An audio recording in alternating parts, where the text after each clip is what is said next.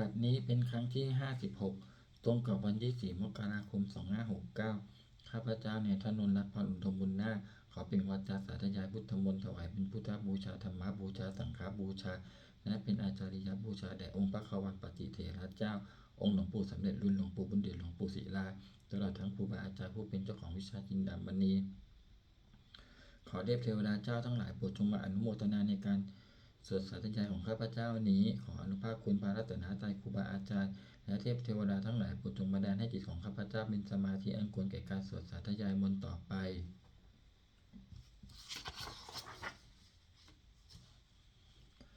บทสวดชุมนุมเทวดาสัมมันตาจักรวาเลสุอัตตาขัจฉันตุเทวตาสัตตมังมุนีราชัสสาสุนันตุสขาโมขาทางสักเคกาเมจารูเปคิริสิขาและตเตจันตันติเขวิมาเนทีเปรัตเถจะคาเมตลุวันนาคหาเนเคหาวัตตุมิเขเตภูมาจายันตุเทวาชาลาทลาวิสเมยขคันทปนาคาติถันตาสันติเคยมุนีวราวาจานังสาธาวเมสุนันตุธรรมสวนาการโลอายัมปทันตาธรรมสวนาการโลอายัมปทันตาธรรมสวนาการโลอายัมปทันตาบทสวดนามการสิทธิคาถานะโมตัสสะภะคะวะโตอะระหะโตสัมมาสัมพุทธัสสะนะโมตัสสะภะคะวะโตอะระหะโตสัมมาสัมพุทธัสสะนะโมตัสสะภะคะวะโตอะระหะโตสัมมาสัมพุทธัสสะบทสวดสัจจกิริยาคาถานาติเมสรนังอัญญังพุทโธเมสรนังวรังเอเตนะสัจจวัชเชนะโสติเมโหตุสัพพทานาติเมสรนังอัญญังธัมโมเมสรนังวรังเอเตนะสัจจวัชเชนะโสติเมโหตุสัพพทานาติเมสรนังอัญญังสังโฆเมสรนังวรังเอเตนะสัจจวัชเชนะโสติเมโหตุสัพพทาบทสวดมหาการุณิโกนาโถติอาธิกาคาถามหาการุณิโกนาโถอัฏฐายะสัพพปานินังปุเรตวาปารมีสัทธาปโตสัมโพธิมุตตมังเอเตนะสัจจวัชเชนะมาโหตุสัพพุปัตถวามหาการุณิโกนาโถหิตายะสัพพปานินังปุเรตวาปารมีสัทธาปโตสัมโพธิมุตตมังเอเตนะสัจจวัชเชนะมาโหตุสัพพุปัตถวามหาการุณิโกนาโถสุขายะสัพพปานินังปุเรตวาปารมีสัพพปโตสัมโพธิมุตตมังเอเตนะสัจจวัชเชนะมาโหตุสัพพุปัตถวา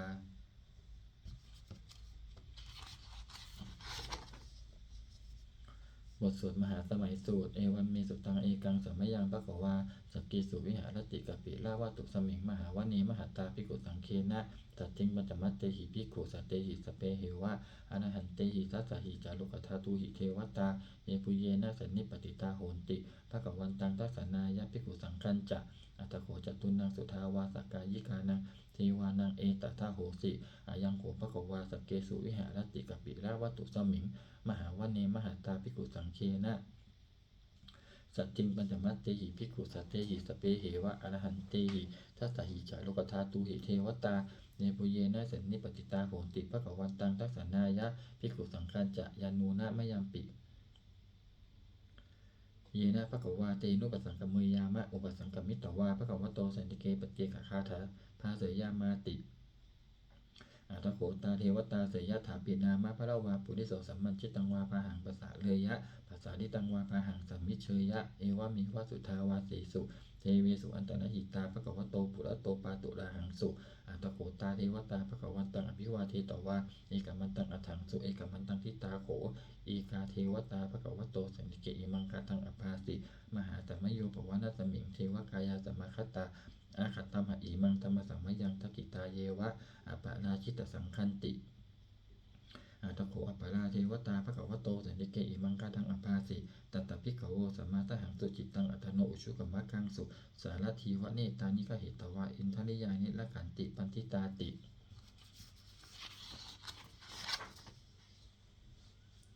อาตโขอปะราเทวตาภควโตสันติเกอิมังคาทังอภาสิเชตวะขีลังเชตวาปริคังอินทขีรังโอหจมะเมชาเตจาราติสุทาวิมาลาจักขุมัตตาสุทันตาสุโสนาคาติอัตโขอปาราเทวตาภควโตสันติเกอิมังคาทังอภาสิเยเกจิพุทธังสรณังคตาเตนะเตกมิสันติอปายภูมิงปหายะมนุสังเตหังเทวกายังปริปุเรสันติติ อัตถโขภควาภิกขุอามันเตสิเยปุเยนะภิกขเวทัสสสุโลกธาตุสุเทวตาจันนิปติตาโหนติตสาคตังรัสนายะภิกขุสังคัญจะเยปิเตภิกขเวอหิสุงอติตมัฏฐานังอรหันโตสัมมาสัมพุทธาเตสัมปิภควันตานังเอตปะระมาเยวะเทวตาจันนิปติตาอหิสุงเสยถาปิไมหังเอตระหิเยปิเตภิกขเวภวิสันติอนาคตมัฏฐานังอรหันโตสัมมาสัมพุทธาเตสัมปิภควันตานังเอตปะระมาเยวะเทวตาจันนิปติตาภวิสันติเสยถาปิไมหังเอตระหิอาจิกิสามิภิกขเวเทวกายานังนามานิจิตยิสามิภิกขเวเทวกายานังนามานิเตจิสามิภิกขเวเทวกายานังนามานิตังสุนาตัสสะทุกังมานะสิกาโรทะภาสิสามิติเอวัมหังเตติโกเตภิกขุภะคะวะโตปัจจโสสุภะคะวะเอตทะโวจะสิโลกะมะนุกัสสามิยะถะภูมาตถสิตาเยสิตาคิริขะพลังปหิตตาสมาหิตาตุตุสีหวัสสันลีนาโลมาตวิสัมพุโนโอทาตามะนาสาสุทธาวิปัสสันนมานาวิลาปัจพิญโยปัญจสัตเตยะตวาวะเนกาเปรวัตตะเวตโตอามันตยิสัทธาสาวเกสาสเนระเตเทวกายะอภิกันตาเตวิชานาถภิกขโวเตจะอาตปะมะกะลุงสุตตวาพุทธตัสสะสะนังเตสัมปาตุละหุยานังอามานุสานาทัสสะนังอเปเกสตะมัตตะกุงสหัตตังอัฏสัตตะลิงสตังเอเกสหัสสานังอามานุสานามัตถสุงอเปเกนันตะมัตถกุงทิสาสัพพาบุตตะอาหุงตังจักสัพพังอภิญญายะวะวะกิตวานะจักขุมาตโตอมันตยิสัทธาสาวเกสาสเนระเตเทวกายะอภิกันตาเตวิชานาถภิกขโวเยโวหังกิตยิสามิคีลาหิอนุปุปโสสัตตสหัสสาวยะขาภูมากะปิระวัตตวาอิทิมันโตชุติมันโตวันนะวันโตยะตสิโนโมทมานาอภิกามุภิกขุนังสัมมิติงวนังจะสหัสสาเหมะวตายักขานานะตะวันนิโนอิทิมันโตชุติมันโตวันนะวันโตยะตสิโนโมทมานาภิกามุงภิกขุนังสมิติงวนังสัตตาคีลาติสหัสสายขานานะตะวันนิโนอิทิมันโตชุติมันโตวันนะวันโตยะสสิโนโมทมานาภิกามุงภิกขุนังสมิติงวนังอิเจเตโสราสสหัสสายักขานานะตะวันนิโนอิทิมันโตชุติมันโตวันนะวันโตยะสสิโนโมทมานาภิกามุงภิกขุนังสมิติงวนังเวสามิตาปัญจสัตตายักขานานะตะวันนิโนอิทิมันโตชุติมันโตวันนะวันโตยะสสิโนโมทมานาอภิกามุงภิกขุนังสัมมิติงวนังคุมพิโรราชคหิโกเมปุลสะนิเวสนังปิญโยนังสัตตสหัสสังยักขานังปยิรุปปัสสติคุมพิโรราชคหิโกโสภคัสสมิติงวนังปุริมันจัติสังราชาทัตตะรัตโตปัสสาสติกัสสปานังอธิปติมหาราชายสัสสิโสปุตตปิตัสสะพหาโวอินทนามามหาภลาอิทิมันโตชุติมันโตวันนะวันโตยะสสิโนโมทมานาอภิกามุงภิกขุนังสมิติงวนังทักขินันจัติสังราชาวิรุณโหตปัสสาสติภูมันตานังอธิปติมหาราชายสัสสิโสปุตตปิตัสสะพหาโวอินทนามามหาภลา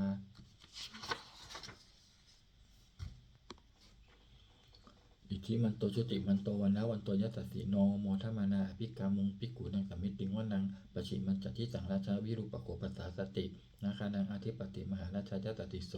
อุตตปิตัสสะพหาโวอินทนามามหาภลาอิทิมันโตชุติมันโตวันนะวันโตยะสสิโนโมทมานาอภิกามุงภิกขุนังสัมมิติงวนังอุตตรัญจัติสังราชากุเวโรตปัสสาสติยักขานังอธิปติมหาราชายสัสสิโสอุตตปิตัสสะพหาโวอินทนามามหาภลาอิทิมันโตชุติมันโตวันนะวันโตยะสสิโนโมทมานาอภิกามุงภิกขุนังสัมมิติงวนังปุริมาทิสังทัตตะนัตโตตะกิเนนะวิรุณโกปัจฉิเมนะวิรูปโกกุเวโรอุตตรังทิสังจัตตาโรเตมหาราชาสมันตาจัตุโรทิสาทัตถัลลมานาอัตถังสุวรรณิกเประวัตตเวเตสังมายาวิโนทาสาอาคูวันจนิกาสัทธามายาปุเตนทุเวเตนทุวิภูจะวิภูโตสหาจันทโนกัมมะเตโตจะกินุกันทุนิกันทุจะปะนาโทโอปะมัญโยจะเทวสุตโตจะมาตะลิจิตตเสโนจะคันทัพโพนโรนาชาชโนสัพโพ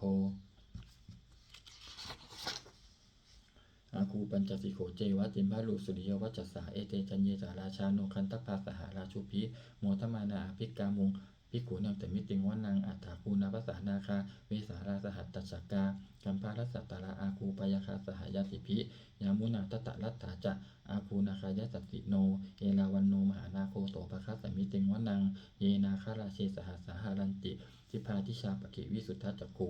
วิหายสาติวนมัจจปัตตาจิตตาสุปันนาอิติเตสะนามังอภายันตทานาคาราชานามาสิสุปันนโตเขมามากาสิพุทโธสันหาหิวาจายุปวะยันตานาคาสุปันนาสารนามกังสุพุทธังชิตาวะชิรหัตเถนะสมุตังอสุราสิตา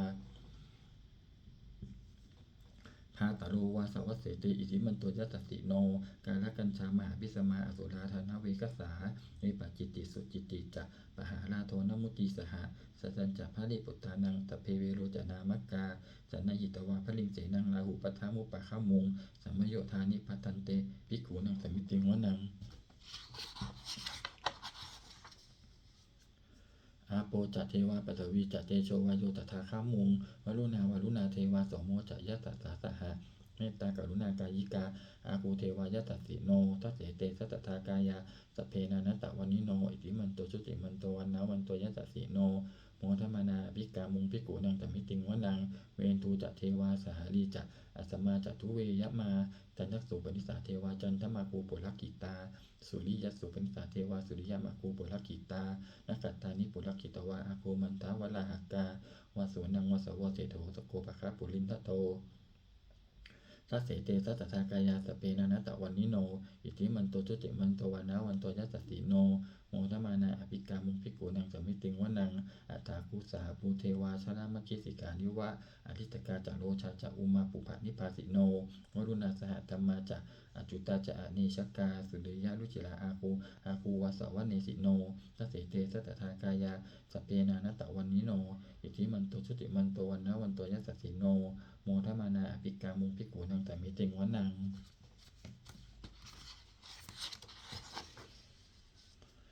สมานามหาสมานามานุสามานุสุตตะมาจิตาปตุสิกาอาคูมโนปตุสิกาอัตถาคูหารโยเทวาเยจะโลหิตะวาสิโนปราคามหาปราคาอาคูเทวายัสสสิโน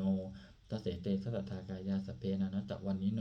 อิทิมันโตชุติมันโตวันนาวันโตยัสสสิโนโมทมานาภิกามุงภิกขุนังสมิติงวนังสุกากรุมหาอรุณาอาคูเวคะนาสาสหะอุทาตะไคหาปาโมขะอาคูเทวาวิจักขานา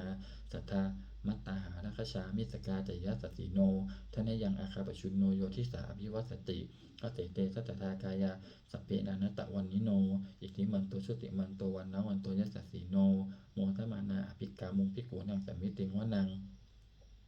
เขมิยาตุติตายามากัจจกาจยัสสสิโน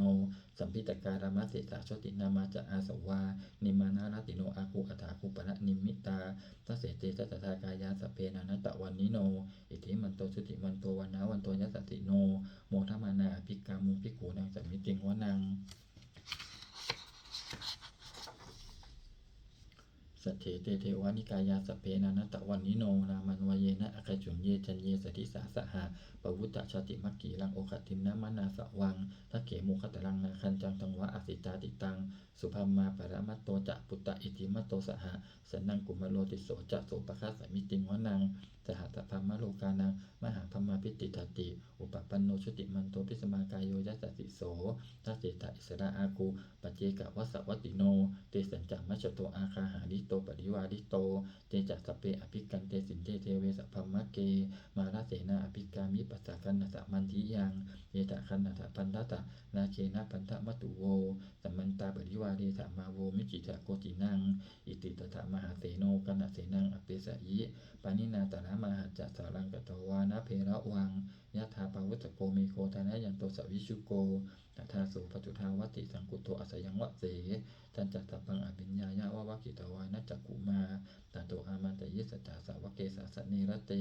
มาราเสนะอภิกันตาเตวิชานาตภิกขโวเตจะอาตัปปะมะกะลุงสุตวาพุทธสัสสะสะนังวิตราเคหิปกามุเนสังโนมังปิอิชยุงสเพวิหิตะสังฆามาพยาติตายัสสสิโนโมทันติสาภูเตหิสาวกาเตชเนสุตาติ บทสวดจุลชัยปกรณ์นะโมเมพุทธเตชะสารัตนัตยธรรมิกาเตชะประสิทธิประสีเทวานารายะปะระเมสุราสิทธิพามาจะอินทาจะจตุโลกาคัมภีละขากาสมุตตาปูตุงกังคาจะสัพพมาชัยประสิทธิพวันตุเตชัยทรณิโอทัตินาทีชัยข้าคนละตนละนิสัยนิไรใส่เสนะเมรุราชพลนรชีชัยคัมภีระสมพีนาคีนตนาคีปีสัจภูตกาลีชัยตุนิมิตาโลคีชัยสิงคีสุธาธานมุขชาชัยวรุณมุขสาตาชัยจำปาทินาคะปุระคันทกะชัยคัสคนนตุรงสุขละผู้ทรงสีหปยะกะทีปาชัยวรุณมุขยาตาชิตเสนานิปุณสุทธินรดีชัยสุขาชีวีชัยทรณีตะเลสทาสุชัยยาชัยทรณีสานตินตถาชัยมังกราลัญญาปวะเคชัยวรุณยักเขชัยรักขเสสุระพุชเตชาชัยพระเมทัคคณาชัยราชาธิราชสาชัยชัยปัตวิงสัพพังชัยอรหันตาปเจกพุทธสาวังชัยมหิสุโลหลินเทวาชัยพระมสุรักโขชัยนาโกวิรุณโกวิรูปโกจันทิมาลวิอินโทจะเวนะเตโยจะโกเวโรนวิรุโนปิจะอคิวาโยจะปาชุนโหกุมาโลทตะรัตตะโกอัฏฐารสะมหาเทวาสิทธิตาปัสสะอาทโยอิสิโนสาวกาสภาชัยรามโมภวันตุเตชัยธรรมโมจะสังโฆจะทัสสะปาโลจะชัยกังเอเตนะชัยเตเชนะชัยสติภวันตุเตเอเตนะพุทธเตเชนะโหตุเตชัยมังคลังชัยโยปิพุทธสัสสิริมะโตอะยังมารัสสะจะปปิมะโตปราชโยอุโกสยัมโพธิมันเทปโมทิตาชัยตถาธรรมคณามเหสิโนชัยโยปิพุทธสัสสิริมะโตอะยังมารัสสะจะปปิมะโตปราชโยอุโกสยัมโพธิมันเทปโมทิตาชัยตถาอินทคณามหิสิโนชัยโยปิพุทธสัสสิริมะโตอะยังมารัสสะจะปปิมะโตปราชโยอุโกสยัมโพธิมันเทปโมทิตาชัยตถาเทวคณามหิสิโนชัยโยปิพุทธสัสสิริมะโตอะยังมารัสสะจะปปิมะโตปราชโยอุโกสยัมโพธิมันเทปโมทิตาชัยตถาสุปันนคณามหิสิโนชัยโยปิพุทธสัสสิริมะโตอะยังมารัสสะจะปปิมะโตปราชโยอุโคสยัมโพธิมันเตปโมทิตาชัยตถานาคคณามเหสิโนชัยโยปิพุทธสัสสิริมะโตอะยังมารัสสะจะปปิมะโตปราชโยอุโกสยัมโพธิมันเตปโมทิตาชัยตถาสัพพมคณามเหสิโนชยันโตโพธิยาโมเลสักยานังนันทิวัตโนเอวังตะวังวิชโยโหหิชยสุชยมังคะเลอปาราชิตปาลังเกสีเสปตะวีโปคะเรอภิเสเกสัพพพุทธานังอะคะปะโตปโมทัตติสุนัขตังสุมังคะลังสุปภาตังสุหุทิตังสุขโนสุมุหุตโตจะสุยิตังพัมมัจจาริสุปัทกินังกายกัมมังวาจากัมมังปัทกินังมโนกัมมังปณิทีเตปัทกินานิกตวานาลพันตเถปัทกิเนเตอัตตลัตถาสุกิตาวิรุณหาพุทธสาสะเนอโลคาสุกิตาโหทะสหสัพเพหิยติปิสุนันตุโพนโตเยเทวะอัสมิงฐานิอธิคตาทีคายุกาสตาโหตุสุกิตาโหตุสัพพทาลักขันตุสัพพสัตตานังลักขันตุชินะสาสะนังยากาจิปัฏนาเตสังสเพปูเรตุมโนรัฐายุตตกาเลปวัสสันตุวัสสังวัสสาวราหกาโลคาจุปัทวาเตสังนิวาเรตุจัสสะพะทากายาสุขังจิตตสุขังอรหันตุเนี่ยถาระหังบทสวดธรรมนิยามสุตตังเอวันเมสุตตังเอกังสัมมยังภควาสาวัตถิยังวิหารติเชตวะเนอนาคปินทิกัสสะอาราเมตัตตะโกภควาภิกขุอามันเตสิภิกขโวติปะทันเตติเตภิกขุภควโตปัตตโสสุงภควาเอตทะโวจะอุปาทาวาภิกขเวตตาคตานังอนุปาทาวาตตาคตานังทิตาวสาธาตุธรรมทิตตาธรรมนิยามตาสัพเพสังขาระอนิจจาติตังตถาคโตอภิสัมพุชติอภิสัมเมติอภิสัมพุชิตวะอภิสัมเมตวะอาติกติเทเสติปัญญเปติปัตถเปติวิวารติวิปัจจติอุตตานิกาโรติสัพเพสังขาระอนิจจาติอุปาทาวาภิกขเวตถาคตานังอนุปาทาวาตถาคตานังทิตาวสาธาตุธรรมทิตตาธรรมนิยามตาสเปสังขาราทุกขาติตังตถาคโตอภิสัมพุชติอภิสัมเมติอภิสัมพุชิตวะอภิสัมเมตวะอติกติเทเสติปัญญเปติปัตถเปติ วิวรติวิปัจจติอุตตานิกาโรติสเปสังขาราทุกขาติอุปาทาวาภิกขเวตถาคตานังอนุปาทาวาตถาคตานังทิตาวสาธาตุธรรมทิตตาธรรมนิยามตาสเปธรรมะอนัตตาติตังตถาคโตอภิสัมพุจติอภิสัมเมติอภิสัมพุชิตวาอภิสัมเมตวาอาติกติเตเสติปัญญเปติปัฏฐเปติวิวรติวิปัจจติอุตตานิกาโรติสเปธรรมะอนัตตาติอิทัมมโวจะภควะอัตตมนาเตภิกขุภควะโตภาติตังอภินันทุนติบทสวดพัทธิกาลตคาถาอติตังนานวังคะเมยยะนะปฏิกังเขอนาคตังบุคคลไม่ควรตามยึดถึงสิ่งที่ล่วงไปแล้วด้วยอาลัยและไม่พึงพะวงถึงสิ่งที่ยังไม่มาถึงยะทัตติตัมปะหินันตังอัปปะตัญจะอนาคตังสิ่งเป็นอดีตก็ละไปแล้วสิ่งเป็นอนาคตก็ยังไม่มาปัจจุบันนันจะโยธรรมังตถาตถาวิปัสสติอสังหิรังอสังกุปปังตังวิทามะนุภโลหะเยผู้ใดเห็นธรรมอันเกิดขึ้นเฉพาะหน้าในที่นั้นอย่างแจ่มแจ้งไม่งอนแงนขอนแกงขอควรพักปรุงอาการเช่นนั้นไว้อัจเจวะกิจมาตับปังโกชัญญามรณังสุเวความเพียรเป็นกิจที่ต้องทำวันนี้ใครจะรู้ความตายแม้พรุ่งนี้นะอิโนสังขารันเตนะมหาเสนีนะมัจจุนาเพราะการตัดเพี้ยนต่อมัจจุราชซึ่งมีเสนามากย่อมไม่มีสำหรับเราเอวังวิหาริมาตาปิงอโหรัตตมาตันทิตังตังเวพระเตกรัตโตติสันโตอจิคเตมุนีผู้สงบนั่งกล่าวเรียกผู้มีความเพียรอยู่เช่นนั้นไม่เกียจคร้านทั้งกลางวันกลางคืนว่าผู้เป็นอยู่แม้เพียงนาทีเดียวก็น่าชมบทสวดธรรมะสังเวคปัจจเวคขณะสเปสังขาระอนิจจาสังขารคือร่างกายจิตใจและรูปธรรมนามธรรมทั้งหมดทั้งสิ้นมันไม่เที่ยงเกิดขึ้นแล้วดับไปมีแล้วหายไปสเปสังขาราทุกขาสังขารคือร่างกายจิตใจและรูปธรรมนามธรรมทั้งหมดทั้งสิ้นมันเป็นทุกข์ทนยากเพราะเกิดขึ้นแล้วแก่เจ็บตายไปสเปธรรมะอนัตตาสิ่งทั้งหลายทั้งปวงทั้งที่เป็นสังขารและไม่ใช่สังขารทั้งหมดทั้งสิ้นไม่ใช่ตัวไม่ใช่ตนไม่ควรถือว่าเราว่าของเราว่าตัวว่าตนของเราทุวังชีวิตตังชีวิตเป็นของไม่ยั่งยืนทุวังมรณังความตายเป็นของยั่งยืนวัสสังมยามาริตัพังอันเราจะพึงตายเป็นแท้มรณะปริโยสานังมีชีวิตตังชีวิตของเรามีความตายเป็นที่สุดรอบชีวิตตังมีอนิยตังชีวิตของเราเป็นของไม่เที่ยงมรณังมีนิยตังความตายของเราเป็นของเที่ยงวัตตะคนที่จะสังเวชยังกายโยอจิรังร่างกายนี้มีได้ตั้งอยู่นานเปตะวิญญาโน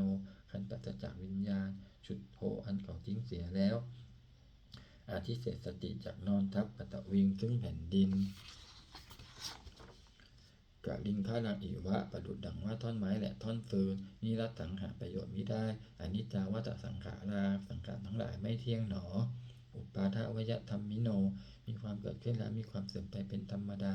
อุปชิตวานิรุชันติมันเกิดขึ้นแล้วย่อมดับไปเตสังมุปสัมโมสุโขความเข้าไปสงบระงับสังขารทั้งหลายเป็นสุขอย่างยิ่งสเปสัตตามรันติจะสัตว์ทั้งหลายทั้งปวงกำลังตายอยู่มะลิงสุจะมะลิสะเลที่ตายแล้วและกำลังจะตายตะเถวหังมะลิสามิเราก็จะตายอย่างนั้นเหมือนกันนัตติเมเอตสังสโยความสงสัยในความตายนี้ย่อมไม่มีแก่เราเลยบทสวดเมตตายังกินจิกุศลังกัมมังสัพเพหิภัตเตหิปตังปุญญังโนอนุโมทันตุสุนันตุโพนโตเยเทวะอัสสมิงฐานิอธิคตาทีคายุกาสตาโหนตุสกิตาโหนตุทุกขาปมุญจันตุมาตาปิตาสกิตาโหนตุทุกขาปมุญจันตุสัพเพยติกาสกิตาโหนตุทุกขาปมุญจันตุสัพเพอายติกาสกิตาโหนตุทุกขาปมุญจันตุสัพเพปิสาสัพเพยักขาสัพเพเปตาสกิตาโหนตุทุกขาปมุญจันตุสัพเพอาจาริยุปชายสกิตาโหนตุทุกขาปมุญจันตุสัพเพนักขัตตาสกิตาโหนตุทุกขาปมุญจันตุสัพเพเทวาสกิตาโหนตุทุกขาปมุญจันตุสัพเพสามาตินังสมิจฉันตุโวบทสวดบูชาหลวงปู่ทวดนะโมโพธิสัตโตอาคันติมายะอิติภควานะโมโพธิสัตโตอาคันติมายะอิติภควานะโมโพธิสัตโตอาคันติมายะอิติภควาปฏิทานาคาถายาเทวตาสันติวิหารวาสินีถูเปคะเลโพธิคะเลตะยิงตาธรรมธานีนะพระวันตุปูชิตาสถิงกโรนเจตาวิหารมันทะเลเถราจามัจจานวกาจวิกโวสารามิกาธนปฏิอุปสักกา คามาจะเทสานิคามาจะอิสราสปานาภูตาสุกิตาพวันตุเตชนะพุชาเยปิจะอันตสัมภวาสังเสรชาตาอัตโวปปาติกานิญานิกังธรรมวาลังปกิจจเตสเพปิทุกขสักกาโลตุสังกะยังธาโตจิรังสตังธรรมโมธรรมัทธาราจะปุคลาสังโฆโหตุสัมมโควะอัฏฐายะจะหิตายะจะอเมรกตุสัทธัมโมสเพปิธรรมจาริโนวุติงสัมปาปุเนยามะธรรมเมอริยปเวทิเตปสันนาโหตุสเพปิปานิโนพุทธสาสะเนสัมมาทานังปเวชันโตกาลิเทโวปวัสสตุวุติภาวายสตานังตมิทังเนตุเมทะนิงมาตาปิตาจะอัตตชังนิจังละขันติปุตตะกังเอวังธรรมเมนะราชาโนเพาะจังละขันตุสัพพทาเชวตาอุโยชนะคาถาทุกขปัตตาจนิทุกขาพยปัตตาจนิพยาโสกปัตตาจนิโสกาโหตุสเพปิปานิโนเอตาวตาจะอัมเหหิสัมปะตังปุญญะสัมปะทังสเพเทวานุโมทันตุสัพพะสัมปติสิทธิยาทานังละขันตุสัทธายาสีลังละขันตุสัพพทาภาวนาพิรตาโหตุขัจจตุเทวตาขัตตาสุมังคละคาถาโหตุสัพพังสุมังคลังละขันตุสัพพะเทวตาสัพพะพุทธานุภาเวนะสติของตัวนี้ลันตะรังโหตุสัพพังสุมังคลังละขันตุสัพพะเทวตาสัพพะตัมมานุภาเวนะสติของตัวนี้ลันตะรังโหตุสัพพังสุมังคลังละขันตุสัพพะเทวตาสัพพะสังฆานุภาเวนะสติของตัวนี้ลันตะรังสเปพุทธาบรปัตตาปัจเจกานันจะยังพาลังอนันตานันจะเตเชนะและขันมันธรรมิสัพพโสหนึ่งสเปพุทธามรปัตตาปัจเจกานันจะยังพาลังอนันตานันจะเตเชนะและขันมันธรรมิสัพพโสสองสเพพุทธามรปัตตาปัจเจกานันจะยังพาลังอนันตานันจะเตเชนะและขันมันธรรมิสัพพโสสามสเพพุทธามรปัตตาปัจเจกานันจะยังพาลังอนันตานันจะเตเชนะและขันมันธรรมิสัพพโสสี่สเพพุทธามรปัตตาปัจเจกานันจะยังพาลังอนันตานันจะเตเชนะและขันมันธรรมิสัพพโสห้าสัพเพพุทธาภรปัตตาปัจเจกานันจะยังพาลังอหันตานันจะเตเชนะและขันมันตมิสัพพโสหกสัพเพพุทธาภรปัตตาปัจเจกานันจะยังพาลังอหันตานันจะเตเชนะและขันมันตมิสัพพโสเจ็ดสัพเพพุทธาภรปัตตาปัจเจกานันจะยังพาลังอหันตานันจะเตเชนะและขันมันตมิสัพพโสแปดสัพเพพุทธาภรปัตตาปัจเจกานันจะยังพาลังอหันตานันจะเตเชนะและขันมันตมิสัพพโสเก้า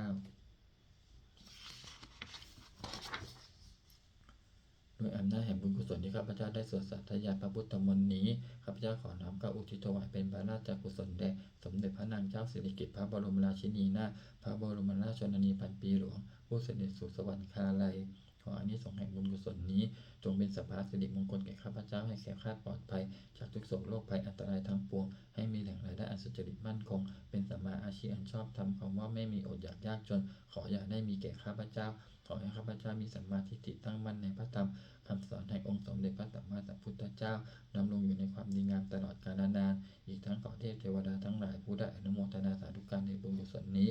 โปรดประสิทธิ์ประสาทพร้อมน้อมส่งอนุภาพแห่งมงคลไปสู่วัตถุมงคลพระปิตายอดเศรษฐีทั้งฝ่ายไทยและฝ่ายลาว